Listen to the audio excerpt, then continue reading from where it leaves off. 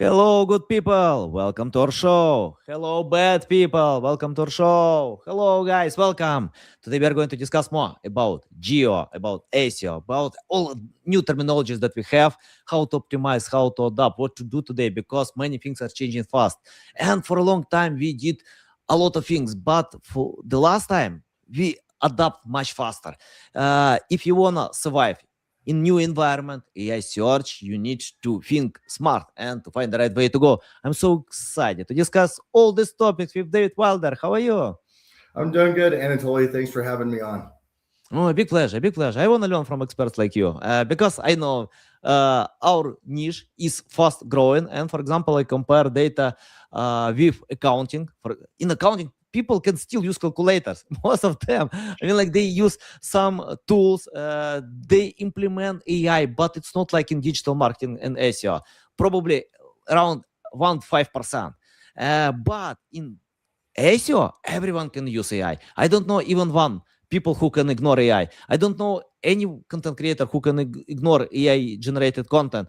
So people can use differently. Someone can write manually and check out with AI, or to create the structure, to generate headings, or someone can generate completely the entire content. And the last time I did it many times, and I want to admit my best results are coming from AI written content.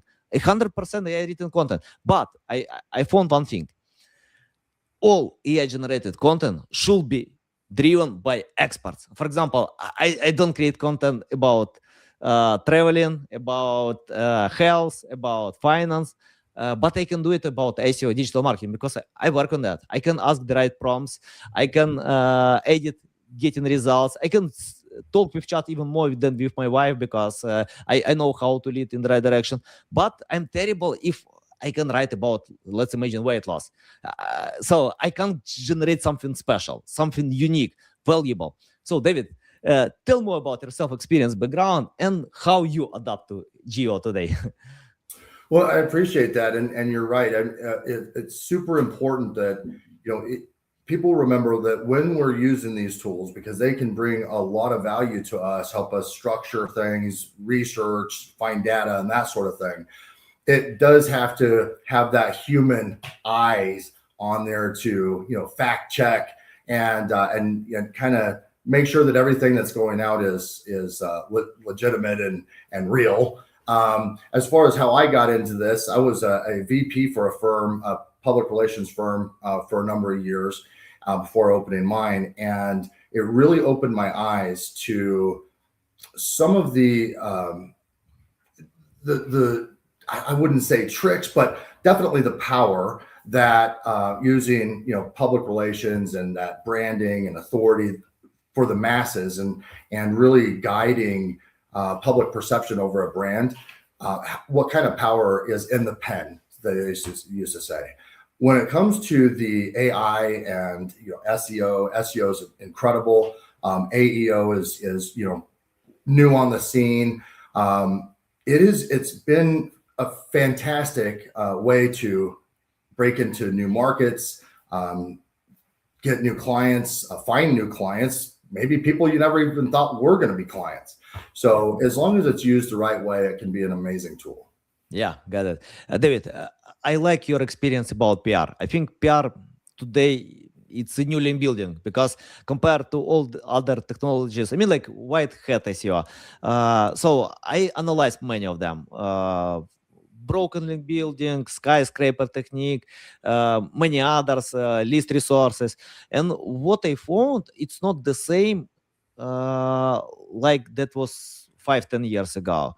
For example, we use skyscraper technique to submit around 100 links to good lists with good traffic. But what we can see, Google, ChatGPT can ignore all these results. Probably it provides some low impact, nothing special. We analyzed many in many projects, but we found much better impact from PR. much better impact, because ChatGPT, Perplexity, all these models like these fresh links. It's not even links mentions. It doesn't matter today. I don't check out do follow, no follow, link at all. If mention, for me, mention is really good. When I get when we got mentioned on CNN, I was happy. When I showed this, look at, so we deserved a CNN mention, and he replied to me, "It's not link. Who cares?" You got mentioned. It's really tough to get mentioned on CNN. It's when I spoke with my PR expert, she said me, for 16 years CNN never replied, but we got mentioned. It's like a small victory. So Dave, can you tell about PR today? I mean, like, because many people generate these press releases with AI, but it's not nothing special. I mean, like, can you provide your approach about that? That it's true, because even if we step back 5 years, but even if we step back 2 years, and even what has happened here in 2025, I mean, the rate at which this is being implemented across the systems is incredible. So typically, when I'm focused on more the traditional public relations, as far as television, or getting a client featured in Forbes or Bloomberg or something like, or podcasts like your show, we do get those links, and the do follow links matter, and the domain authority matters, and all of those things matter. And they still do, in the fact that if we're still focused on that side of the table, absolutely it matters. And remember too, with that side, we are still hitting the masses, we're still able to target and all of that. When we start to tie in the AI search, it's used a little bit differently. So now when I'm looking at getting a client into these various traditional media platforms, what I'm really looking at as well is using that platform as grounding for setting structure and helping that client become seen, cited, noted, and eventually, hopefully, the answer. So if somebody's looking for, who's the best burger place in town, there's going to be an answer, Rogers Burgers or what have you. And so it's really making the connection for the AI search engines to be able to find the CNN that you were mentioned in, and that sort of thing. Yeah. David, can you explain how to win attention of journalists? I mean, like, I remember that was more simple a few years ago. We wrote a bunch of press releases with case studies, with online studies. But today, when journalists probably get a lot of other pitches, requests, it's tough to win their attention. And they're so picky to choose the right one that can bring value to their audience. I'm assuming, I don't know exactly, but I'm assuming they get a lot of AI generated requests today. So because it's simple, and why I'm assuming like that, because we use the strategy for a long time, and even my specialists started to use AI a lot, and it doesn't take a lot of time today. I mean, like, to generate a new press release and distribute to journalists, but we don't get the same results. So I usually tell my team, please brainstorm more, analyze, learn for trends, try to combine with our topic, provide something new with different angle. Can you tell about your brainstorming ideas, how to find the right angle? I know it's interesting that you even bring that up, because I was just having a conversation the other day with somebody, and he was CNN, which is funny that you said that too, but I mean, 40 years at CNN. And so what's interesting now is it seems like, because everybody has a PR firm now, it's like they're 5 of them on every block, but these editors that are getting these pitches sent to them, some of them, they are getting 2,000 or 3,000 pitches every single day.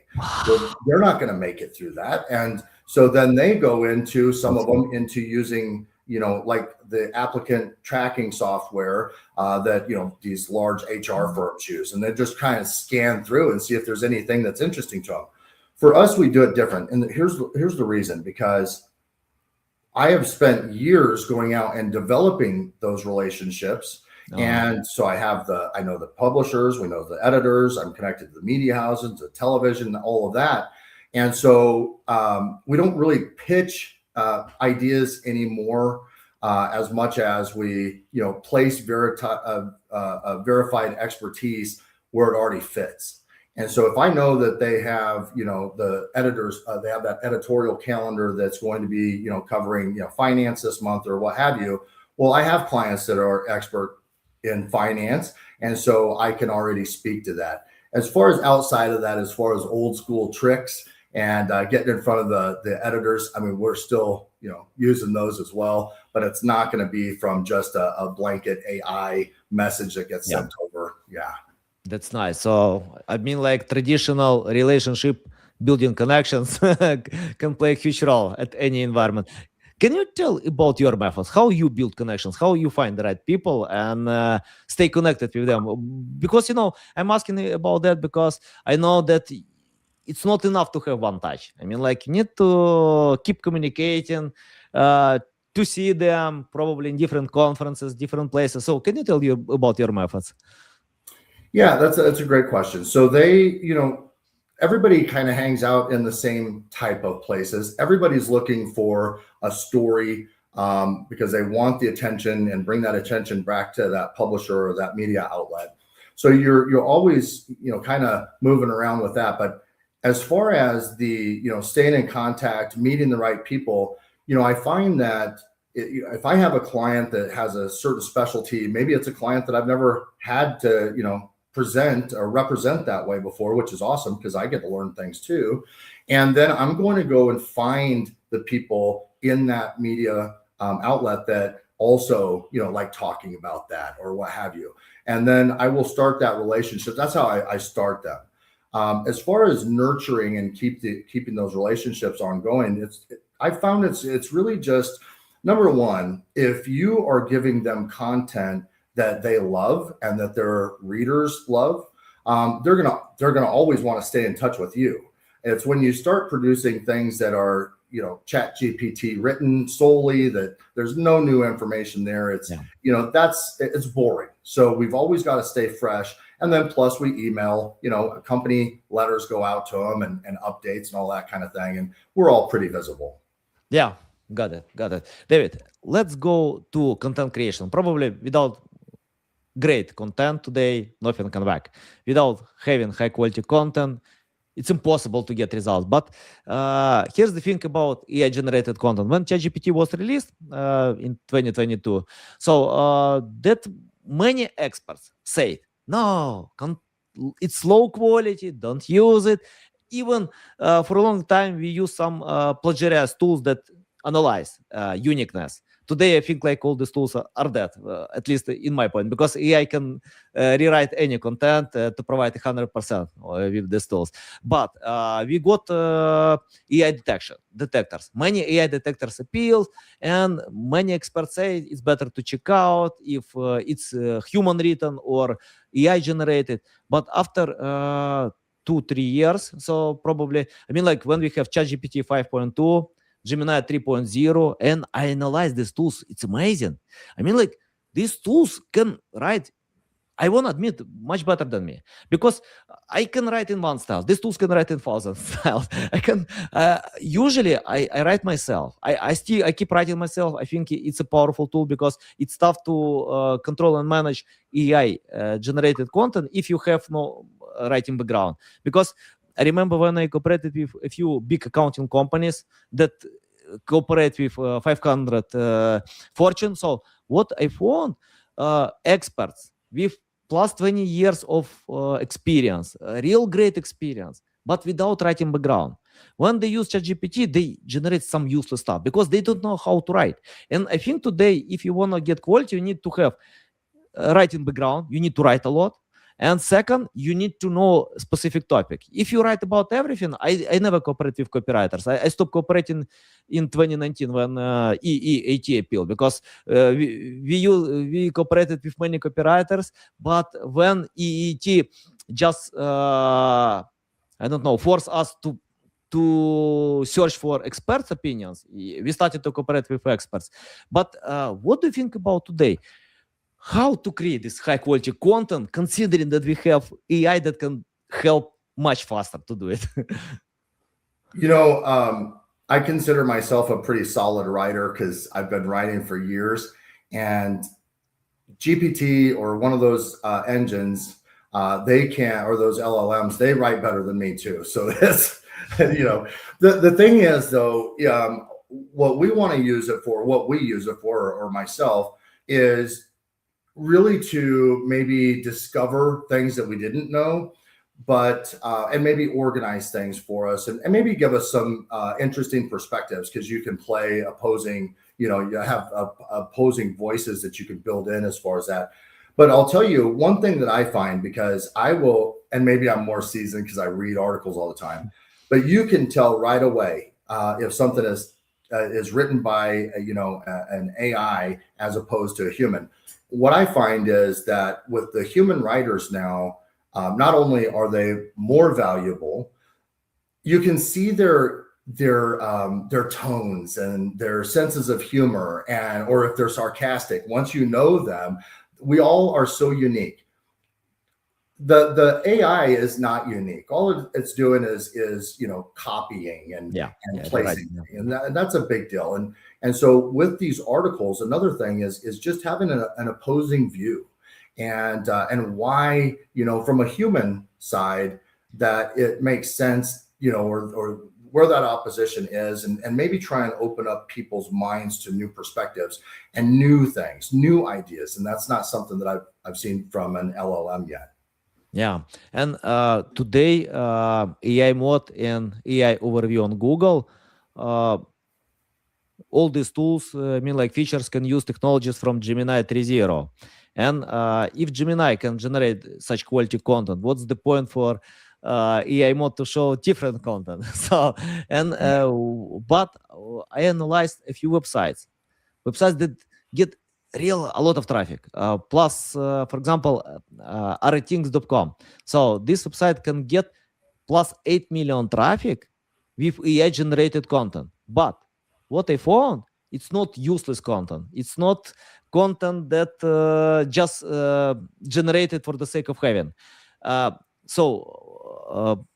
Authors who generated this content, they mix AI generated content with real photos, real pictures, user-friendly design, many things that it's tough for AI to replicate. Basically, when people are looking for reviews about new product, they go to this website ratings.com. They can review some products, but they can ask the same on ChatGPT, but ChatGPT can provide real pictures, photos, data that this website can do. That is why they get a lot of traffic. So they use smart thing to generate this content. So I think today, if you want to beat ChatGPT, Perplexity, and give them a strong reason to link you, you need to provide something that AI chats can't replicate. The same with AI mode, because even if you get reference on AI mode, but people get all information what they need fully in this reply, what's the point for them to click? And we can see CTR is really low in many cases. Okay, you mentioned, but what's the point if nobody clicked to you? Okay, someone can memorize your brand. Probably it can help. Some provide some small help. Dave, what do you think about creating content for AI search? Do we need to structure this content to have a few K answers, or just any tips about that? That's a question that has a lot of different layers to it, and it's important, and it's one of the reasons that I have shifted focus on my whole firm. And here's why: because you touched on a couple things. Number one, it's as far as the articles and the content that's going out there, it needs to be, the AI models are going to recognize whether it is original or not. It's also going to recognize whether there is any new thought there, or, and because it's important to be able to add value. And if all you're doing on these models is just copying what's already on there, there's really no new value there. So that's a big piece. But here's a bigger piece that I see that directly is affecting businesses right now, and why I switched my firm over, because or the focus of my firm, because when earlier you had mentioned that, yes, the AI overview, or the answers that are given through these search engines, which that search traffic in 25 is through the roof. People trust that answer that comes up on there more than they trust any marketing campaign, any SEO campaign, or anything, because AI hasn't burned them yet. And so what we're finding is that right now, with the AI overview, for example, since you had mentioned that, that's 2 billion homes that's in, or 2 billion people have that. It's only going to go up. But what's happening is half of those search results are being answered for that person, and they aren't clicking on a single website after that. It's called zero click. And what's interesting about that is it's growing faster and faster. So no matter how good the SEO, no matter how good the copy, no matter how good that we are at our jobs, we've seen search traffic drop off in 2025 to website traffic drop off by 45%, and that's in 1 year. And it's just gaining steam, and that's the important thing that people need to know. Right now, there's only about 18% of businesses that are coming up on those answers for the answer engine optimization, and those are the answers that are coming up as what the AI overview or chat is putting up. And this is the time, huge opportunity, but also a real wake-up call. We have got to get the businesses moved over to the AI search engines while we can.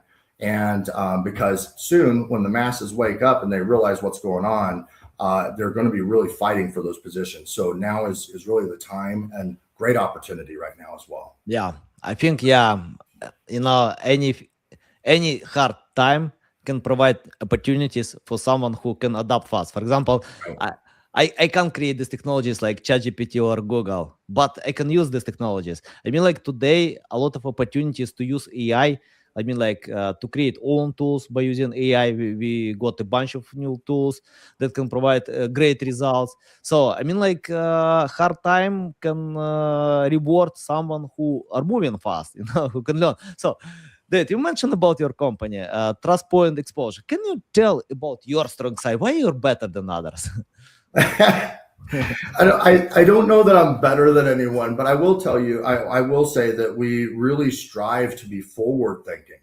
So, as far as the AEO, or this answer engine optimization, you had mentioned also earlier, the GEO, and right behind that, I feel is going to be speakable.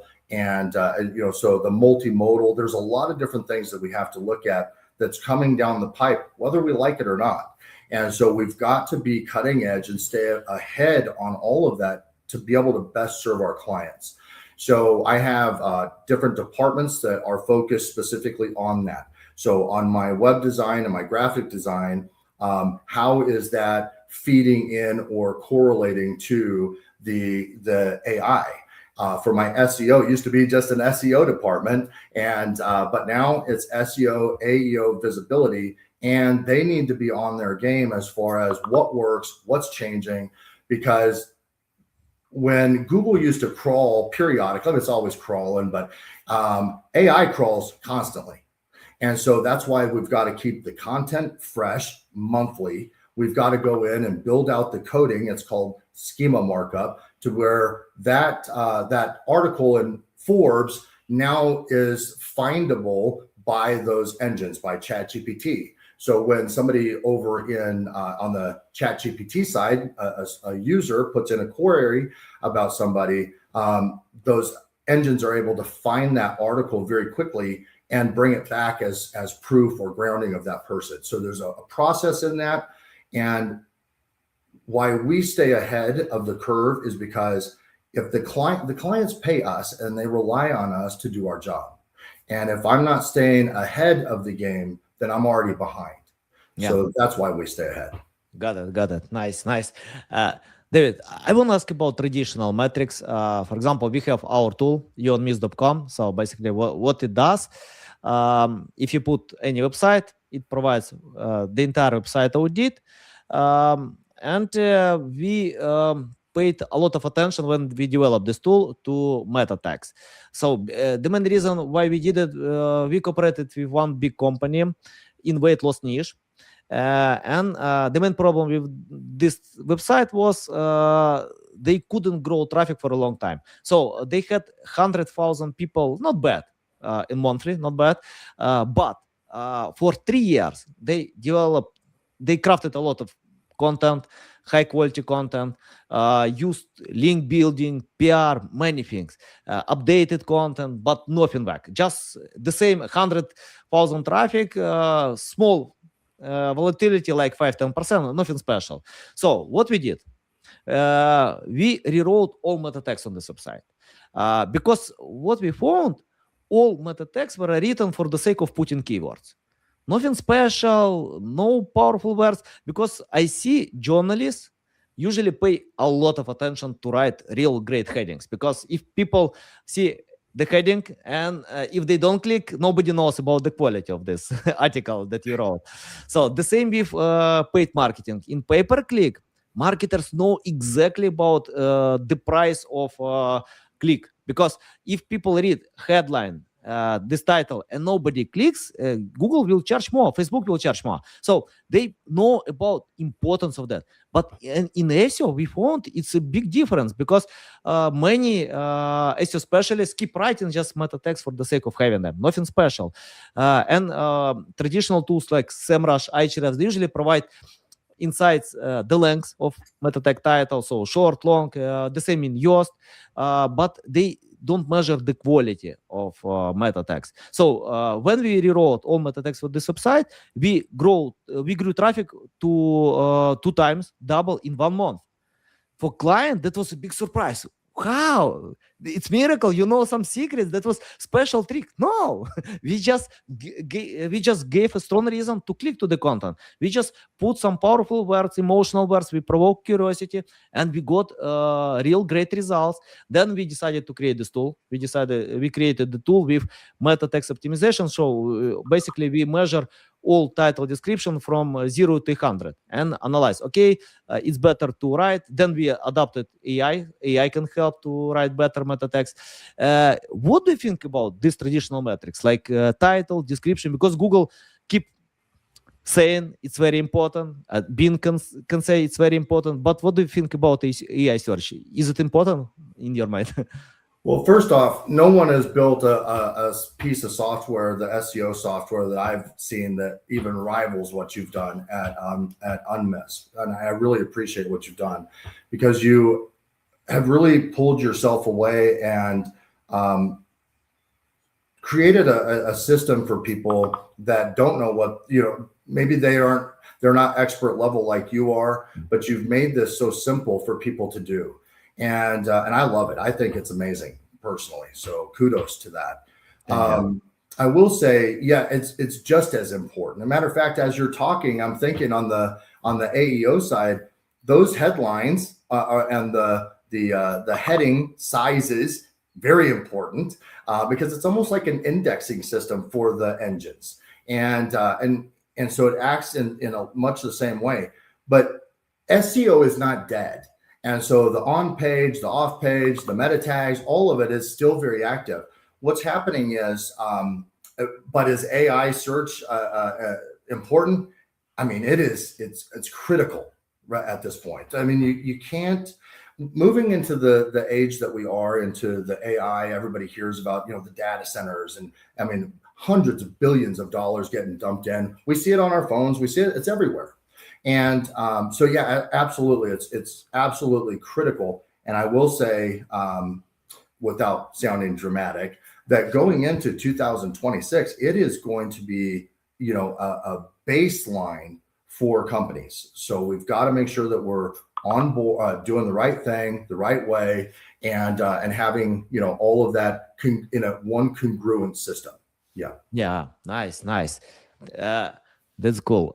David, let's discuss more about 2026, because for me, it's tough to forecast the future. I tried many times. I failed with Bitcoin price. I failed with American president. So I have a huge list of my failures. And I remember 10 years ago, one of my friends came to me and asked, do you want to buy this new thing? I asked, what is it? And he replied, Bitcoin. I mean, like, it's the future money. It will cost a lot. I replied, no, I don't need this useless thing. I even didn't understand what is it. I denied because I didn't try to learn. I didn't try to do many things. It's not that I have a big regret. It's life. We don't know. We can't predict the future. But at that time, by having special skills that I had, I denied, and I can do today totally the same, because if I don't know something, I never invest. I never touch anything like that. But I think forecast is not my strong side. My strong side to move fast.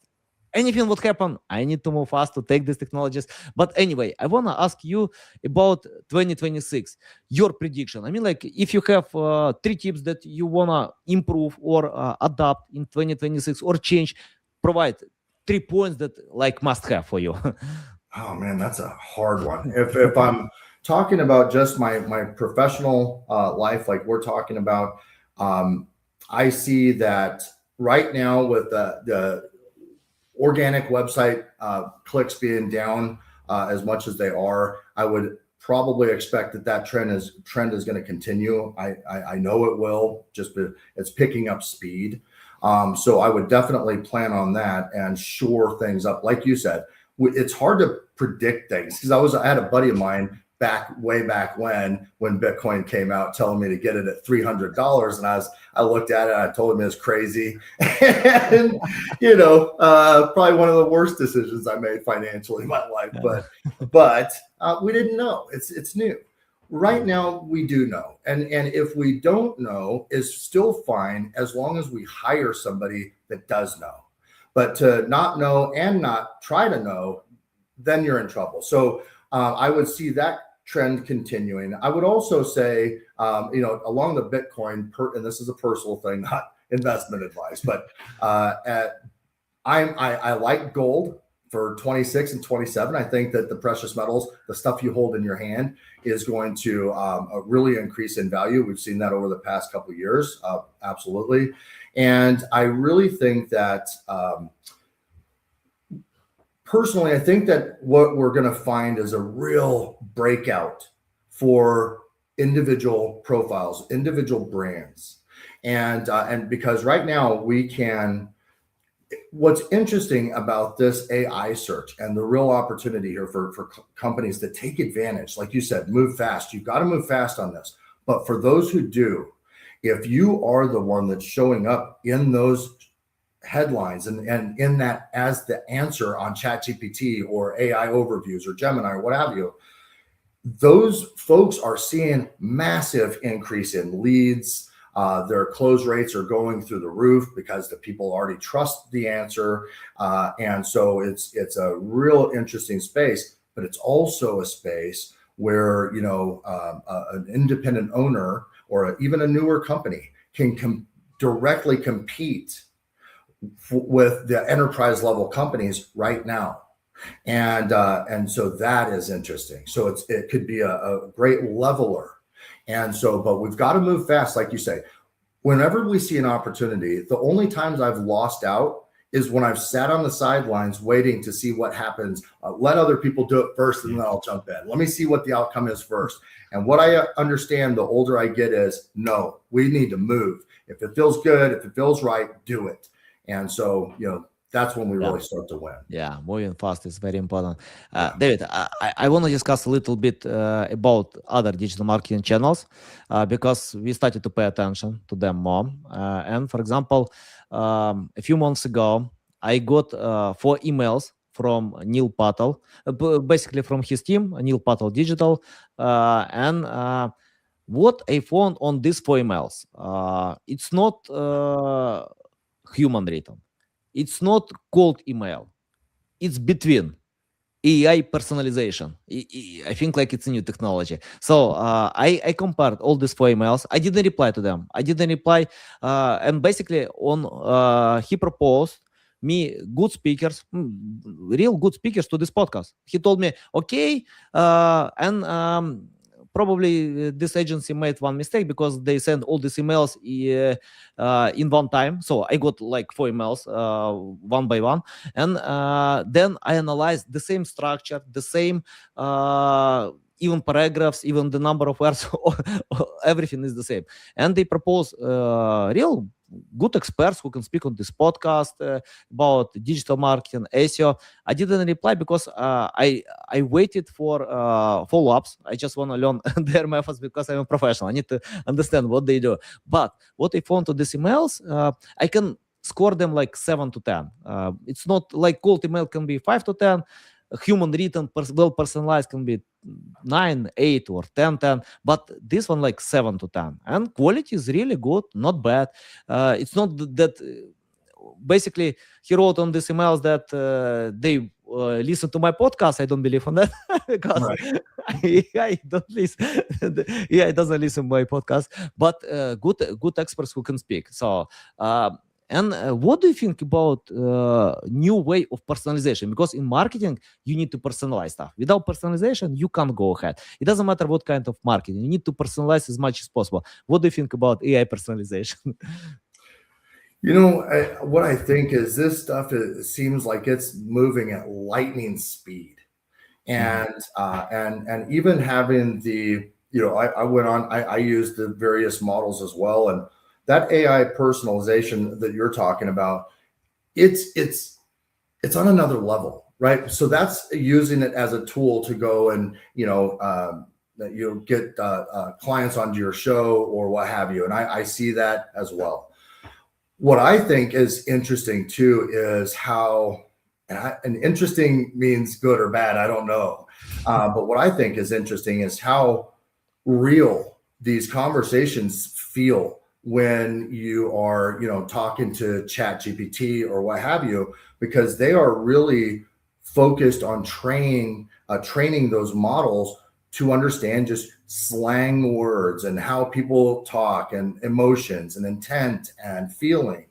And so you really start to see these connections that people are making real emotional connections, naming their chat GPTs, Claude or Jim or Sally. And so there is another level that's happening here as far as the acceptance. It's not just a tool. For many people, it's starting to become a friend. And, you know, so it's an interesting time that we live in. As far as the AI personalization, absolutely. And, you know, people should be doing that anyway. If they're, you know, humans should be doing that as well. Yeah. So, yeah, a lot of good stuff.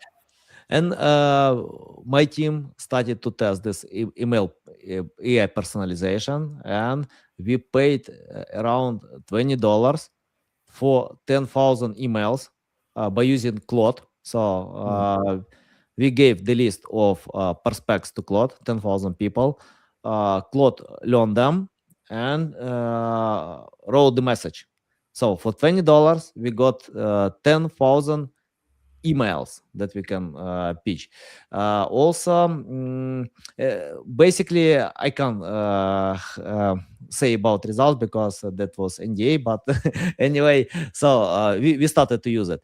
And one more thing that we use in email marketing, video outreach. It's a new thing. I mean, like AI can help to personalize video messages at scale, you know, to send them because people get text-based content, most of them ignore. But when you use AI video, but it's like human saying video, but with AI editing at scale. So we are testing this. And one thing that where we get real attention today, I was surprised about this channel, really surprised. Facebook Reels. I never expected that Facebook can give any traffic or views to brands, to companies, because when Facebook changed this policy today, I mean, Facebook can provide some content in feed, mostly to humans, and even if it's connected to friends and families or related people. But in Facebook Reels, we found that they don't have enough content to satisfy the intent. So people like Facebook Reels. They need more content. They're competing with TikTok or YouTube Shorts, and basically we film short videos, put them to TikTok, YouTube, Instagram Reels, and Facebook Reels. But that was a big surprise because we didn't expect that Facebook can provide even any result. So we just submitted for the sake of having that. We just submitted content, didn't even analyze. And after a few months, my content manager told me, "Do you know that Facebook can provide 1 million views a week?" I replied, "No way, it's impossible. I don't believe it." When I open analyze, 1 million views, really? Short videos, this million. We didn't get even the same results. We got good results on YouTube Shorts, Instagram, and TikTok, but even don't close to that. I mean, like 100, 200,000 views in all these platforms, but Facebook Reels can beat all these platforms because Facebook really needs this content. I feel that. So, do you have any other alternatives? Can you propose to my audience? Anatoly, why I was excited about you pulling or asking me to be on your show is because you are forward thinking like that, and I like that. I'm gonna. I know my team is looking at doing some of those kind of things as well. So I'm glad that I was able to hear that from you myself, because I'm gonna take that back to them. Right now, and there's always these tricks, and there are ways that we can go out there and get seen, because we're seeing a lot of like you said, it's moving from text, and probably already has moved from text to video. And that's what people want to see. Two things right along with that I'm focused on, because I'm sticking with, or the primary focus of my firm right now is not only getting my clients the massive branding and positioning that, television and features in tier 1 publishers and podcasts and all the different things that we're able to do, the TEDx talks and that kind of thing. So they get that traditional side of the media, but I've got to make sure that my clients are showing up in that AI search, because it is a game changer. Yeah. And so all of these tools, when we use them together, like with getting the massive views, now what's happening with those massive views is that AI or Facebook's engines, search engines and LLMs are picking up on that. And the more views that you get, especially when it turns into comments or users or the people who are watching those make a comment or share, and even past that, they recommend your company, because it's even keeping track of that. And that is going to be the biggest the types of things that are going to be the biggest movers of the needle on the AI search engines. And so it is a real holistic approach. I used to think that I was creating an omnipresence around my clients and really focus them in on their target market, which I've always been very good at. But when we combine that with the tech that's out there right now, it is a whole other world.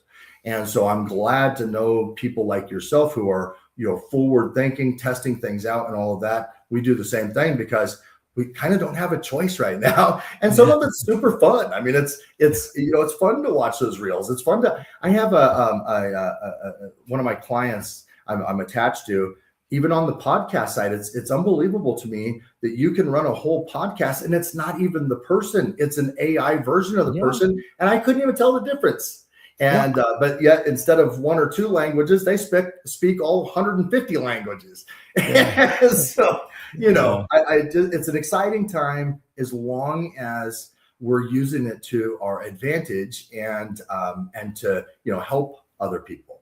Nice, awesome, yeah. And by the way, according to data, today 46% of people follow at least one AI influencer among social media. So personally, I like to watch YouTube videos about history, AI generated videos. My brother listens to a few podcasts, AI generated. Great podcasts, valuable. So I don't care, AI generated, human created. If it's valuable, I don't even know that AI generated. It's quality. So if you get quality, why not? So yeah. And but one thing very important thing I want to say to my audience. It's important to focus. It's the biggest mistake when you chase all possible case studies, all possible trends, all possible things. Never do it to sacrifice what actually works. It's better to improve what actually can provide results today than trying to chase all possible things, because it's a big mistake. And I made these mistakes many times when we got some well working results and try to, okay, a new trend, let's go there, let's go touch it. Reddit can provide great results, go to Reddit. Oof. People spend like 10 years on Reddit to create content, to understand the audience, you want to beat them if AI generated content or spending a few hours a day. It's better to do what works for you. Just keep focusing. It's very important. Yeah. And David, I have my final question, very important question for my audience, about how to learn from scratch if you are business owner. So basically, what I see, I usually get great results with customers who understand SEO, who understand what we do. So, and in our agency, we never get customers who just started, because they usually are looking for cheap services. They go to Fiverr, many other places. When they reach out to us and see prices, no, people can sell this for $500, for $10. I don't know. We always cooperate with someone who failed. So when they fail, they can find us, you, or any other companies. So can you tell for business owners who don't have any experience how to learn first before hiring people, how to learn the basic to understand how it works before hiring? So what will you do today? Man, that's a tough one. I will say the very first thing you've got to know as a new business owner is you are going to see some challenges, and you are going to be faced with a lot of different problems that you have to solve. I remember using recently the idea of you have a Marine who's dropped off in the middle of the jungle. You don't know what's there, but you got to find your way out. And so it's the mindset, number one. Past the mindset, if we don't have all of the financial resources to hire Anatoly or what have you yet, right? Because just starting out, a lot of the companies are bootstrapping, and this is coming out of their savings. I would really look to find the trends and see what the masses are thinking, what they're buying, where they're moving, and that sort of thing. And really, all of this is going to be dictated by your specific niche that you're jumping into or what have you. But you've got to get a finger on the pulse of what problem you're solving. And so, yeah, you may have two people that are both selling eggs. And if one of them is, selling them to a chicken farm, it's probably not going to work. But if the other one is selling them to, people on, down south that love eating fried eggs or what have you, it's going to work. So you've got to find your voice, and you've got to know it all starts with knowing why you're there in the first place. And that mission is the most important part of any journey, in my view, and knowing why you're there. So whether times are good, times are bad, you're learning, you're not learning, you still are on track for helping as many people as you possibly can. And so that's always the first start for me. Yeah, awesome. Yeah, I agree. Completely agree with that. Help, support, bring value, then sell. When people can feel your help, support, then they will buy. When time will come, they will buy. Thank you, David. It's a big pleasure to get on my show. I love this experience. You know how to share these valuable bombs. Tell the best way how to keep learning from you, how to reach out to you, how to follow you. Yeah, my company is Trustpoint Xposure. There's no E.